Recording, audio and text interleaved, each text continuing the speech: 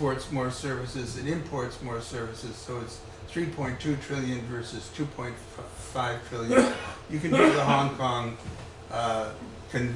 correction, because again, Hong Kong is not treated as part of China. If you want to do it, this is a little bit more complicated. I'm not so sure about this one, but at any rate, if you do it, in terms of imports, bringing goods of all sorts into one's country, China's now roughly on a par with the United States. Even at this level, it's on a par with the United States, just considering goods. And that means that when China's doing all this exporting, other countries can really trade with it. They don't have to feel like they're being overrun with goods that they can't get anything for in return. So that's another sign of economic power. And so China's the #2 importer in the world, close to the United States, but still #2. Finally, the last of these 4 items is retail market. China has the biggest retail market in the world now. You know, you buy things in stores or online and so on.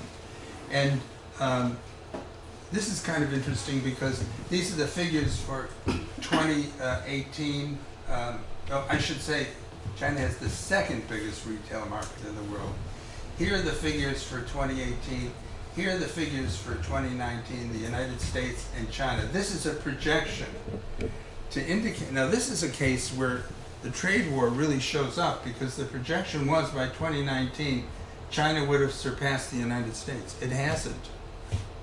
So it has hurt China in terms of what consumers can buy in China.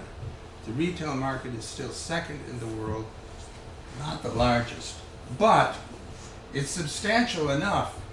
It's huge, and it's substantial enough that all the countries of the world that have corporations, businesses that want to market something, have to get into that market. That's very important now.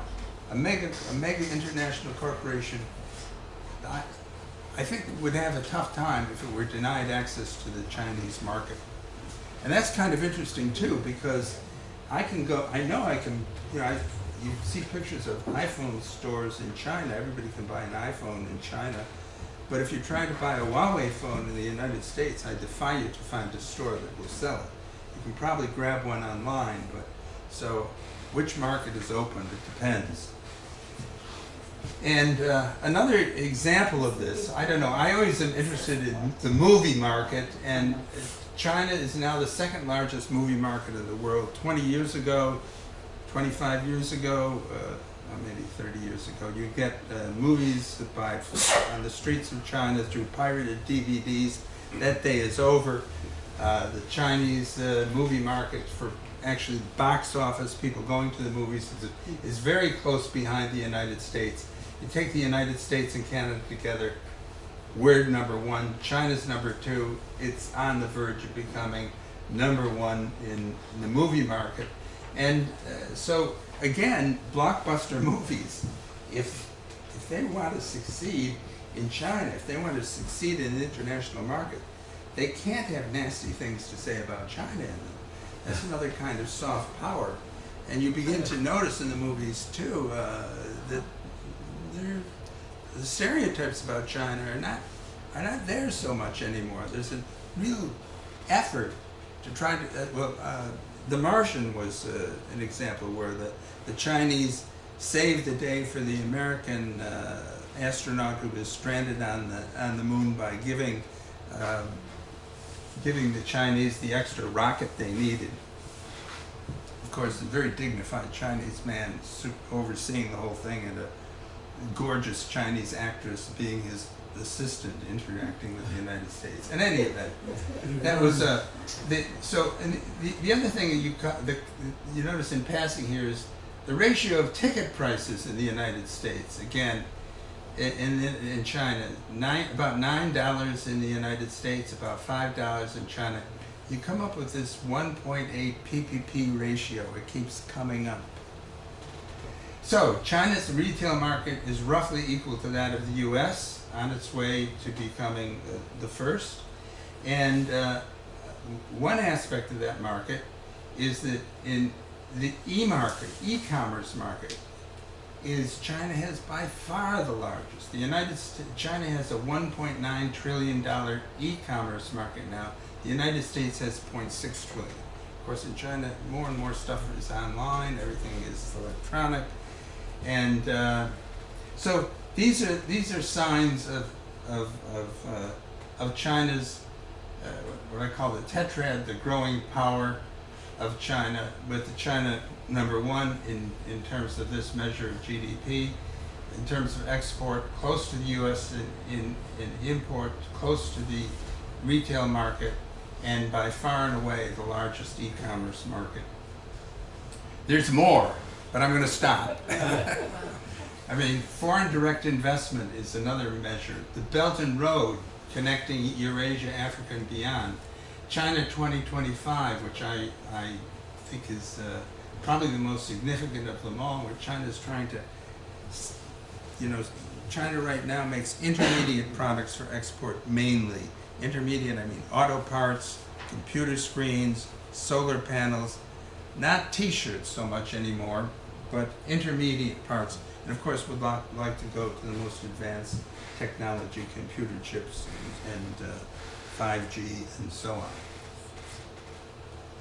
So, where do we stand now? This is the world economy as we see it now.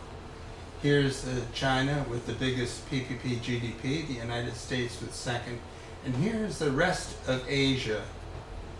Here's Europe, other countries, Middle East, Latin America, and I think you can see that this block here, if it coheres, is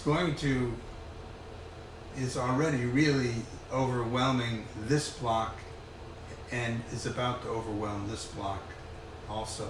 Which one?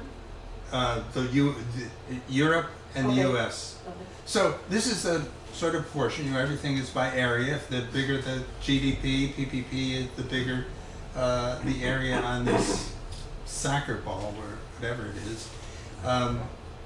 And so now I am going to talk about projection. This is where we are. It's a very different story from where we were 30, 40 years ago. If we look ahead in a cautious way, and this is a little bit hard to read, here are the PPP GDPs in 2030. I know you can't read this. I'll have to tell you what. This is in 2017, and this is 2030. At the top, in 2017, China's #1. In 2030, the GDP is increased. It's still #1. In 2017, the United States is #2. In 2030, by these projections, it's #3. In 2017, India's #3. It becomes #2 in 2030. And then we go on down to all the rest. Here's Russia, Japan, Germany. But what we see is there's a shift, of course, from the Western economies to the previous colonized nations. And I would submit, borrowing a phrase here from the Hong Kong rioters and secessionists, that the revolution of our times is this. This is what we're seeing. This is what's going on. The revolution of our times is not more freedom in Hong Kong, which is already the freest city in the world, according to most measures. This is what's happening. And China is, in fact, leading the way. And to borrow a phrase from the Donald, China and its champions, it looks like will soon be tired of winning. So, shall I go on, or should I stop here? Finish. Go going. Finish your previous. Okay, one thing I wanted to mention is that I called that a tetrad, but there's the China's military triad, the nuclear triad, and that came, the deterrence that China has now. And that was on display at its National Day Parade in 2019 on October 1st. And what emerged is that the land-based, sea-based, air-based, and hypersonic deterrence is completely developed. According to the South China Morning Post, the current Chinese nuclear arsenal is estimated to be 250 warheads in accordance with its minimal deterrence strategy, and the country has adopted a no first use doctrine towards nuclear missiles. So China's defensive, it's making it very clear, it's taking a defensive strategy, but it's not vulnerable anymore, it's not weak. And we have to contrast with the United States and Russia. We have each 4,000 nuclear warheads, each with 1,600 warheads on launch on warning status, hair trigger alert. China has no nuclear weapons on hair trigger alert. Now, we can only have to imagine what's going to happen there as the United States keeps pressuring and pressuring and pressuring China. What do you think will happen? Do you think the nuclear weapons will stay at 250? Do you think the doctrine will remain no first use? Do you think that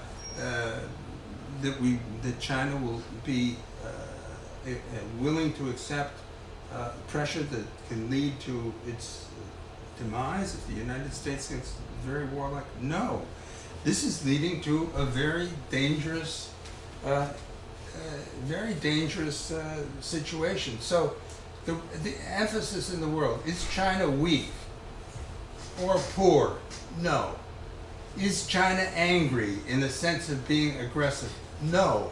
Right now, China would like to live in peace with a win-win kind of situation. And so I think for those of us interested in peace, because as I said before, China needs peace. It doesn't just want peace, it needs peace. That means it will be a very good ally. And so I'll close with this. We should recall for our own country the Wolfowitz Doctrine. Wolfowitz said we must maintain the mechanism for deterring potential competitors from even aspiring to a larger or global role.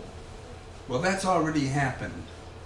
That's a no-no for the United States. That is not to be allowed. And he doesn't say anything about socialism here. If India had done this, or if India does it, India too is on the hit list. So China understands this quite well, and at the Munich Security Conference a couple of weeks ago, the Foreign Minister Wang Yi said the root cause of all these problems and issues between the U.S. and the West versus China is that the U.S. does not want to see the rapid development and rejuvenation of China. That first.